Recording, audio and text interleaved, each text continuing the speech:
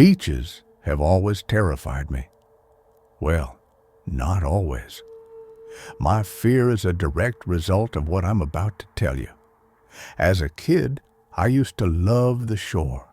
I remember spending many summers in eager anticipation of the weekend when my family and I would hang out at our beach house. Or if I was lucky, they'd let me spend it at my friend Charles' beach house, which was even more fun. I was 16, and this was one of those special summer weekends. Me, Charles, and our third friend Riley were going to spend a few unsupervised days at Charles' beach house in LBI.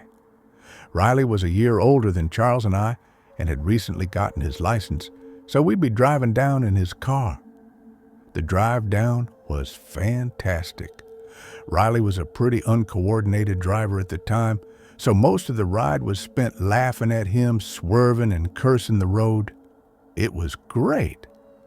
We got down to LBI in good time and immediately moved all of our stuff from the car to the rooms we'd be staying in. The layout of the house is important to the story, so I'll briefly mention it. There's a front door, a garage door which connects the back to the front yard, a back sliding door, and a back upstairs deck that connects the upstairs bedrooms.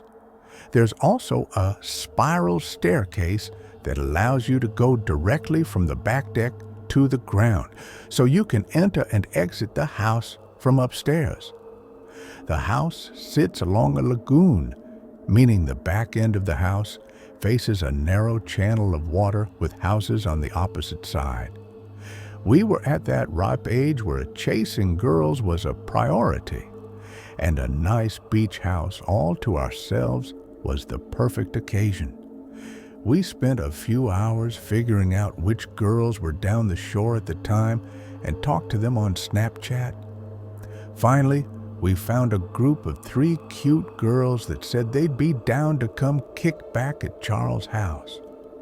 I had more than enough weed to last us the weekend, and we had snagged a few bottles of our parents' alcohol before leaving. It was perfect. Things were going very well. The 3 girls, Rosie, Alexa, and Sophie, were fun and flirty, and the 3 of us could tell where the night would probably end up. At one point, the 6 of us decided to smoke in Charles' backyard pool.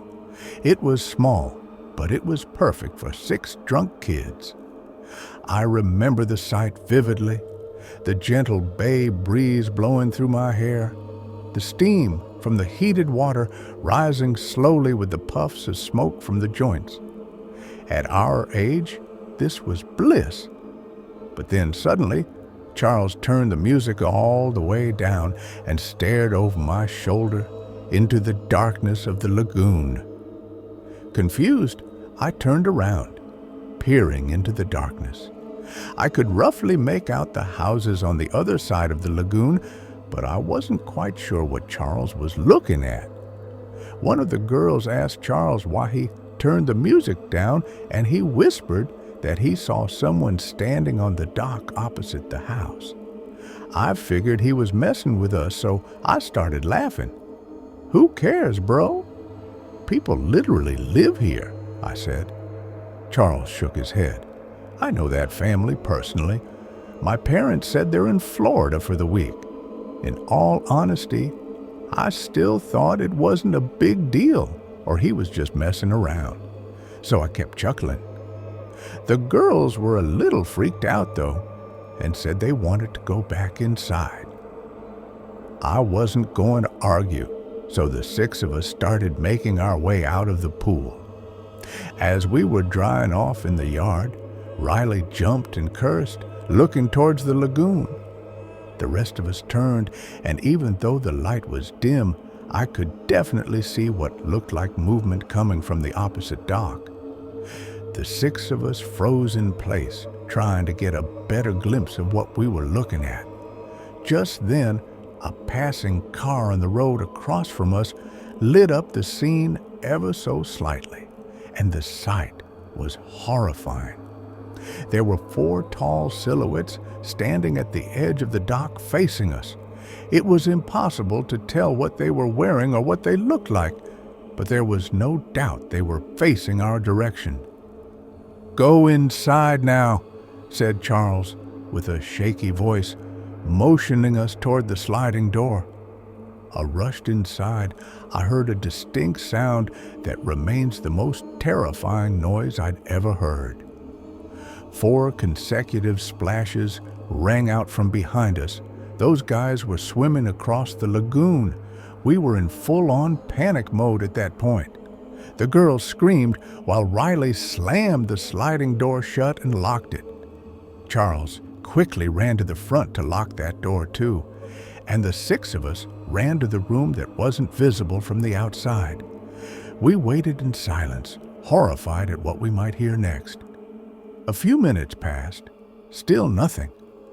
Out of nowhere, Riley cursed, revealing to us that he had forgotten to lock the sliding door on the deck. Charles started to panic, knowing that this house was about to be broken into. Just then, we heard soft, quieted footsteps above us, and that was the last straw. None of us had any weapons on hand, and we were all intoxicated, so running was really our only option. The 6 of us sprinted for the front door and bolted to the car, which Riley started up in a flash. The chaos of it all was too much for Riley to handle, and he destroyed Charles's mailbox on the way out of the driveway. Once we were far enough away, we called the police. The ordeal was a nightmare. We went back to the house once police had searched it, but the news was shattering. All the valuables on the top floor were missing, but that wasn't the worst part. Charles' family owned a medium-sized Boston wearbow, which was also stolen, most likely as the getaway vehicle. Charles' father tended to keep a spare set of keys inside a small hatch below the steering wheel, which the police concluded was how the culprits got away so quickly. How they knew where the key was hidden is something I still wonder. The police were never able to arrest the perpetrators and likely never will. Charles, Riley, and I think whoever robbed the house might have been someone who knew Charles' family, and they knew where the key was, and the house was supposed to be vacant that weekend as well. It's been a long time since this chilling event took place, but I haven't let one day pass without locking every door and window in my home.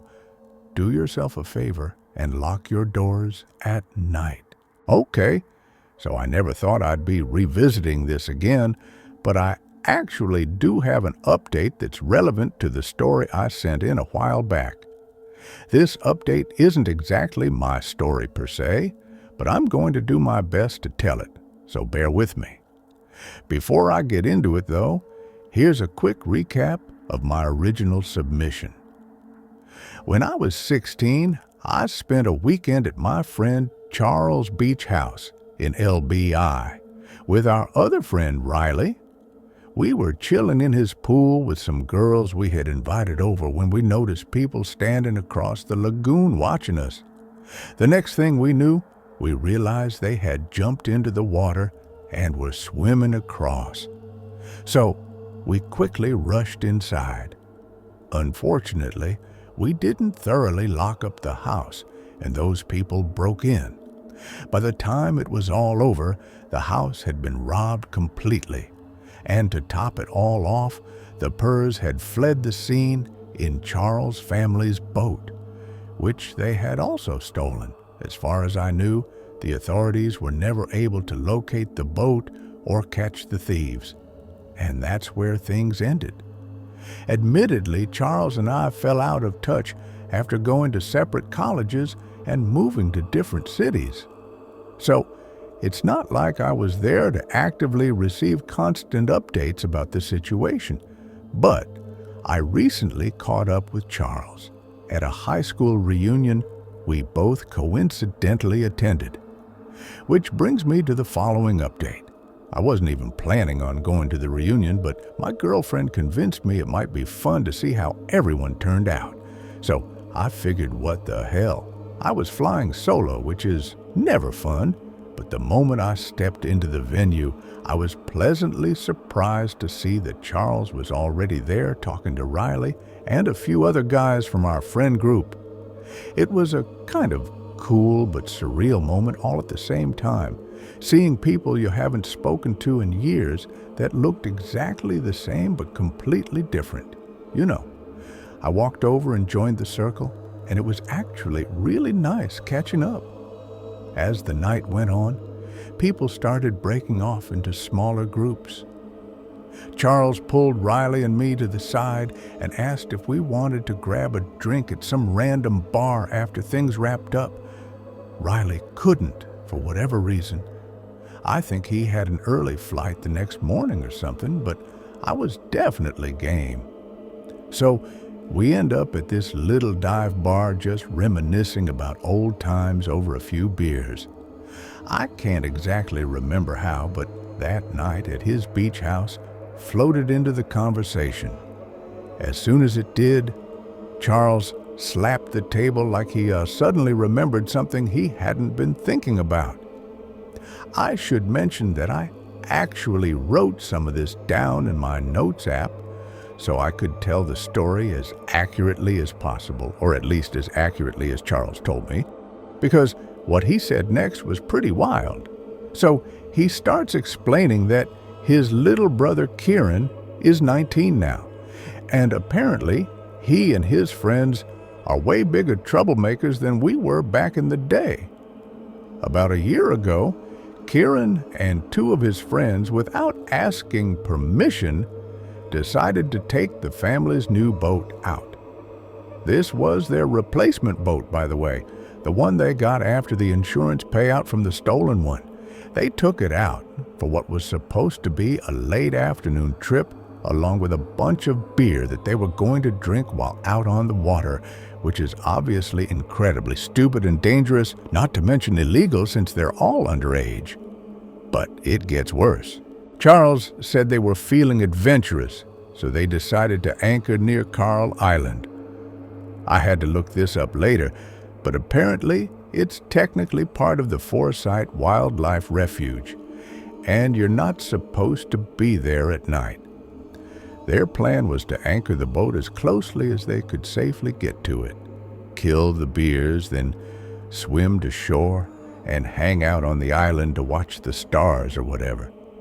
So they swim to shore and find a nice spot in the beach. They're just sitting there waiting for the sun to go down, talking and whatnot, when one of Kieran's friends notices another boat that they hadn't seen before, anchored further down the shore. Kieran takes a closer look at this other boat, and from what Charles told me, he became convinced it looked exactly like their family's old Boston Ware, the one that got stolen. Now keep in mind, the boat is pretty far away and it's getting dark out. So Charles had a hard time believing his brother could be sure about it. But according to Charles, Kieran wouldn't even entertain the possibility that this was some random boat.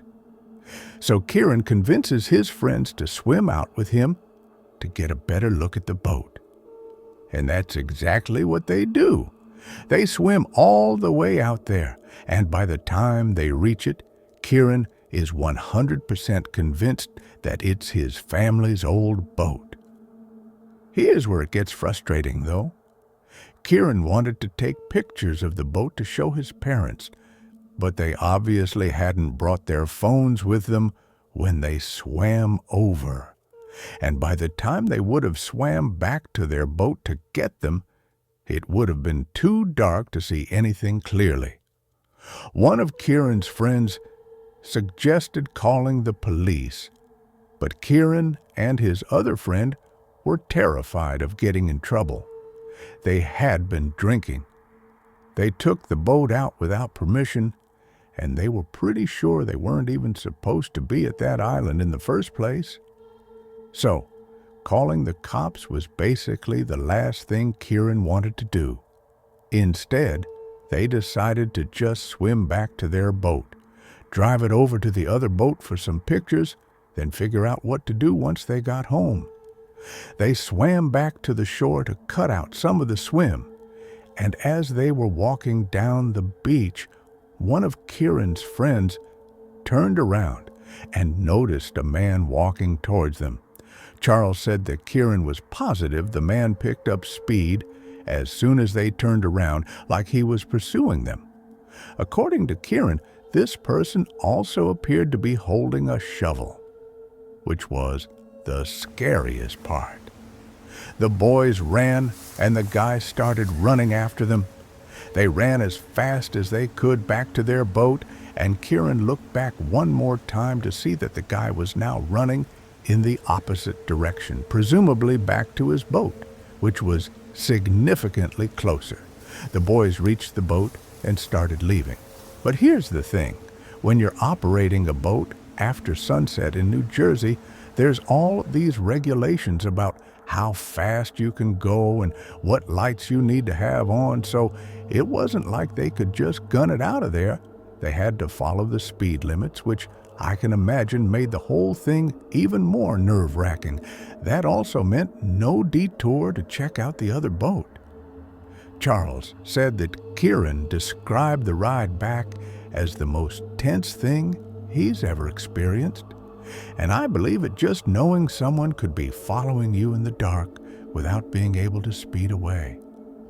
Kieran said he wasn't sure whether they were followed or not, but he could have sworn he heard the faint sounds of a boat somewhere in the darkness behind them. Once they made it back home, Kieran's friends again pushed him to call the police, but he still refused, saying he was more scared of his parents finding out what they had done than he was of whatever they saw on that island. The guilt ate him alive, though, and he came clean to his parents the next day, all except the drinking detail, which Charles only found out because Kieran told him later. Charles said his parents were more furious at Kieran than he remembers them ever being at him, which is saying a lot. Charles' dad banned Kieran from using the house for the rest of the summer, among many other things.